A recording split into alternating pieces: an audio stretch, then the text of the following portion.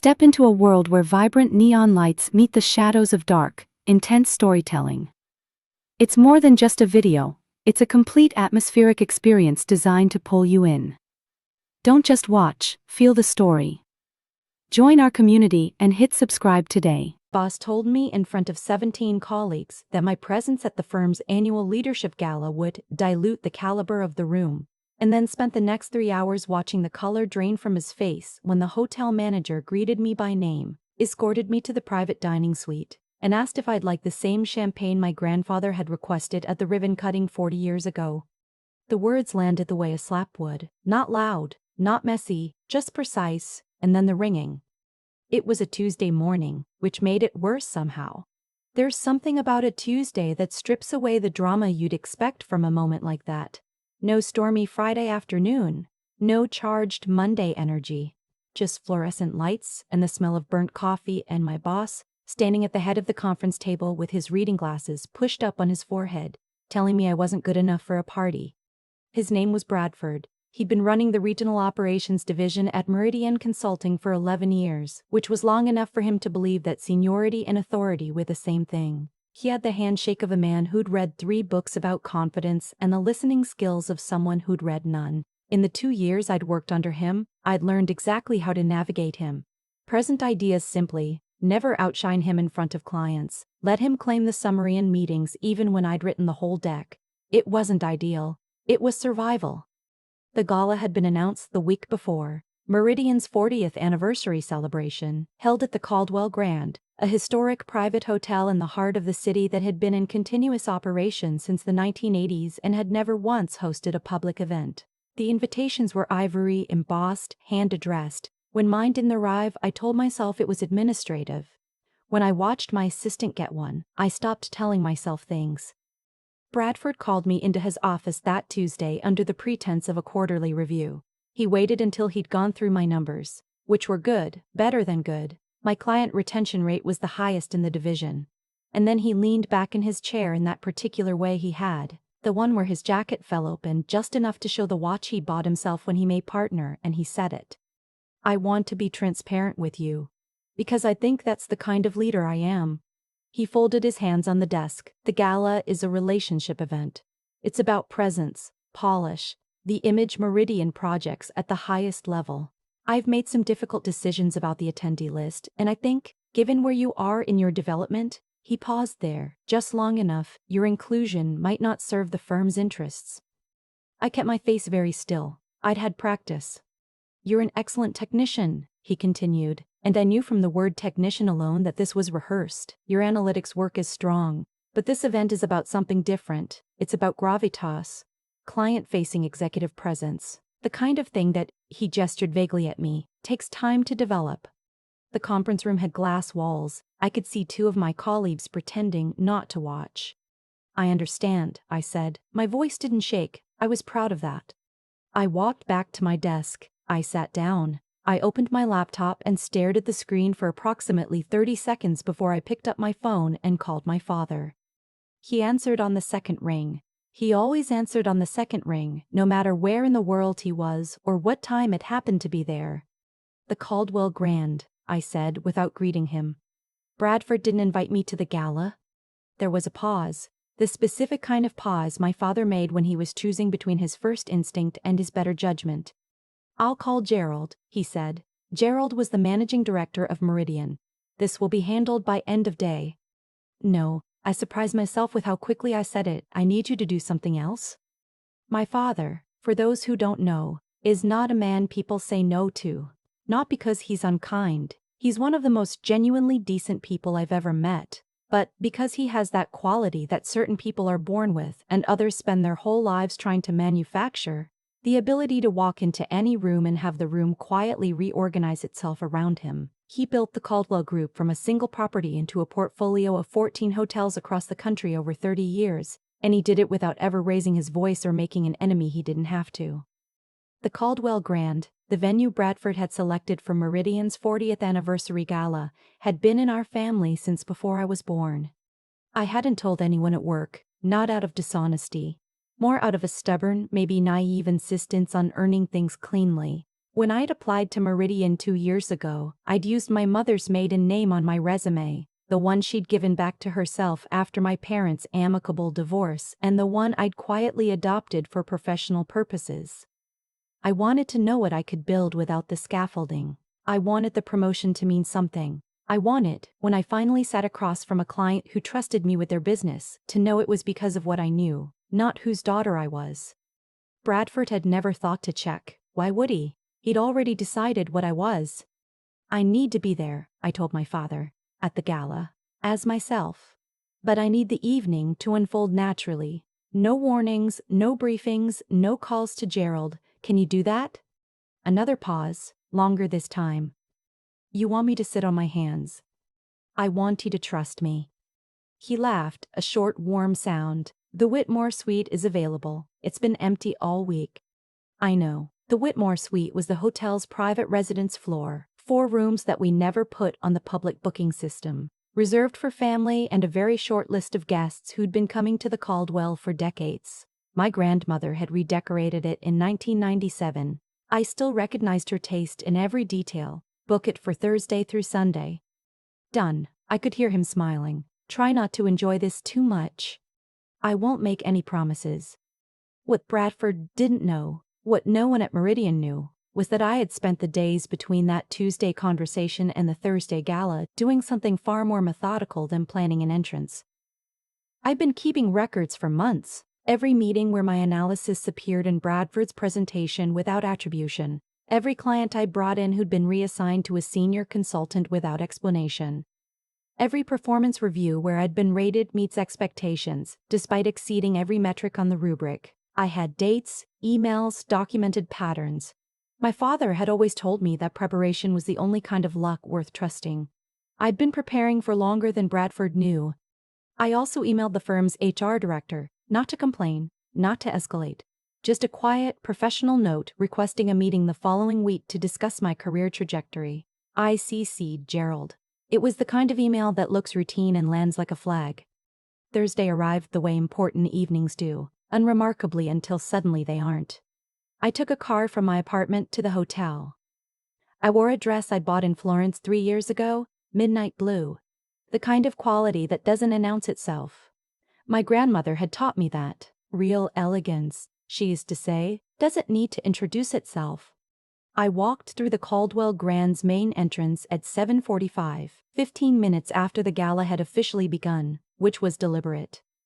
The lobby smelled the way it always had, warm stone, fresh flowers, something faintly cedar from the paneling my grandfather had imported from Vermont. I'd been coming here since I was 4 years old. I knew where every door led.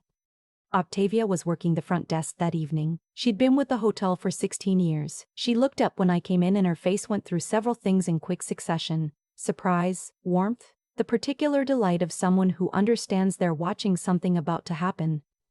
Miss Caldwell. She came around the desk before I'd even reached it. Your father said you might be stopping in. We have the Whitmore suite prepared. Mr. Harmon is in the ballroom. He was asking whether you'd be joining us this evening. James Harmon was the hotel's general manager, a tall, measured man who'd worked with my father for 20 years and had the institutional memory of someone who remembered every important evening the Caldwell had ever hosted. He managed the room the way a conductor managed an orchestra. You didn't always notice him, but everything moved because of him. Tell him I'll find him shortly, I said. First I'd like to say hello to some of the Meridian guests. Octavia's expression remained perfectly professional, but her eyes were smiling. The ballroom was already full when I entered. Meridian had done the event well, I'd give Bradford that. The lighting was warm and low. The floral arrangements were sculptural. The hum of conversation had the particular pitch of people who were genuinely enjoying themselves, and also wanted to be seen enjoying themselves. I recognized faces from the office, from other divisions, from client meetings I'd attended over 2 years. I took a glass of champagne from a passing tray and walked the room slowly, speaking to people I knew, introducing myself to people I didn't. I wasn't there to make an entrance. I was there to be present, which is a different thing entirely. Several people looked surprised to see me. A few looked uncomfortable. Bradford had told them I wasn't coming, and here I was, and the dissonance of that was quietly working its way around the room. I found him near the bar, holding court with 2 of Meridian's largest clients. He was mid-sentence when he saw me. I watched his expression stall, recalibrate, settle into something that tried to look like pleasant surprise and didn't quite make it. "I wasn't aware you'd be here," he said, when I approached. His voice had that particular brightness that meant the opposite of what it sounded like. "I made some arrangements," I said pleasantly, and shook hands with the clients he'd been speaking to, both of whom I'd met before in contexts Bradford wasn't aware of. He excused himself from the group about 7 minutes later. I saw him across the room, speaking to someone from the events team with an expression that had moved from bright to sharp. He was trying to find out who had added me to the list. The answer, of course, was no one. There was no list where I was concerned. There had never needed to be. James Harmon found me near the windows overlooking the courtyard, which was lit with the string lights my grandmother had first hung there in 1989, and which we'd quietly maintained ever since because no one could imagine the courtyard without them. "Miss Caldwell," he shook my hand with both of his. "It's wonderful to see you here. Your father mentioned you've been with Meridian these past 2 years. I have to say, I've been hoping you'd give us a chance to see what you've built there." I was aware without turning around that Bradford was approximately 12 feet behind me. I'd heard him approach. "It's been an education," I said. James smiled with the patience of a man who understood understatement. "I imagine it has. I'd love to arrange some time this weekend. Your father's asked me to get your read on the Harrington property before we finalize the acquisition terms. The due diligence file is considerable, but given your background in consulting analytics, I suspect you'll find the gaps quickly." He said it simply, professionally, the way you'd say anything factual and obvious. Behind me, I heard the specific sound of Bradford setting his glass down on a nearby table. "I'd be glad to," I said. James nodded toward the back of the room. "The executive dining suite is through the east corridor if you'd prefer somewhere quieter to review materials later. We've set it up for you, same preferences as last time." "That would be perfect, thank you, James." He shook my hand again and moved back toward the room. I waited a moment before I turned around. Bradford was standing 4 feet away. The expression on his face was something I'd never seen on him before. Not anger, not embarrassment exactly. Something more fundamental than either. The look of someone who has built a careful mental architecture and is watching it develop structural problems. "The Caldwell Group," he said, not a question. "My grandfather built this hotel," I said. "My father runs the portfolio now. I've been coming here since before I could read the menu." He opened his mouth and closed it. The clients we'd spoken to earlier were still in eyeline, and I watched him become aware of that. "The analytics work I've done for you over the past 2 years," I said, keeping my voice conversational, "is documented. The Apex account, the Harrington preliminary models, the quarterly retention analysis that went into your board presentation in March. I have original files with timestamps. I think we'll have a lot to discuss when we sit down with HR next week." I didn't say it with heat. That was important. Heat would have let him frame it as personal, emotional, a subordinate who couldn't handle feedback. What I said instead was a statement of fact, delivered at the same temperature as the room. And that was something he didn't have a ready response to. "I hope you enjoy the rest of the evening," I said, and I meant it because I was done with the conversation and I genuinely wanted to enjoy mine. What happened next took about 6 weeks, which is fast by corporate standards and approximately how long it takes for certain things to become undeniable. The HR meeting happened. Gerald was present, which Bradford hadn't expected. The documentation I'd brought was thorough. I'd had 2 years to be thorough, and it told a story that wasn't about one employee's grievance but about a pattern of attribution, gatekeeping, and structured exclusion that had affected at least 3 other people in my division, whose names I'd been careful not to mention without their consent. Gerald asked if I'd be willing to take on an interim leadership role in operations while he evaluated the division's structure. I told him I'd consider it. I also told him I intended to resume using my full name professionally, which I felt the firm deserved to know. He was quieter after that, but not in the bad way. Bradford was moved to a different role, a lateral shift, not a termination, because the firm made those calculations carefully. He was given a smaller division and a shorter leash and a very clear sense of what was being watched. Whether he learned anything from it, I genuinely don't know. I chose to stop keeping track of him.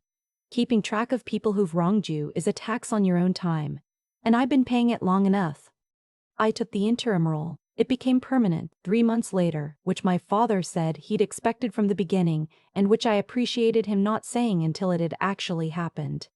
My last evening at the Caldwell Grand before the formal announcement, I sat in the Whitmore suite with a cup of tea and watched the courtyard lights through the window.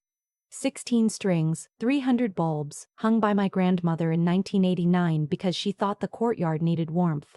They'd survived 4 renovations and 2 management transitions and one very stubborn summer storm that took out every other outdoor light on the block. I'd spent 2 years trying to prove something to a man who'd already decided what I was worth. And the thing was, I had proved it. Just not to him. I proved it to myself, which was the only proof that it ever actually mattered. And I'd come to understand it late and then just in time, which is probably the only way most people come to understand anything important. The tea went cold. I didn't mind. It had been a long 2 years, and I had nowhere I needed to be. The thing about that Tuesday morning is that I've replayed it many times, and each time I noticed something different. Not Bradford's expression, not the colleagues pretending to look at their phones, but my own voice.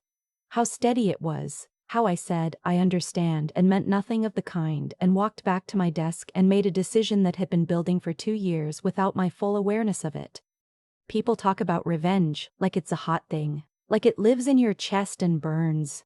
What I felt in the weeks that followed was almost the opposite: cool, methodical, patient. Not because I'm cold-natured, because I'd learned, somewhere along the way, that the most effective response to someone who has underestimated you is not to correct them loudly. It's to let reality do the correcting for you, at a time and place of your choosing. That's what I mean when I say Bradford's mistake wasn't personal, it was structural. He'd built his entire model of the world on visible markers. The watch, the tailored jacket, the confident posture of someone who already belongs. He'd looked at my sensible clothes and quiet manner and decided he knew what I was. And the tragedy of that kind of certainty is that it makes you incurious. You stop asking questions.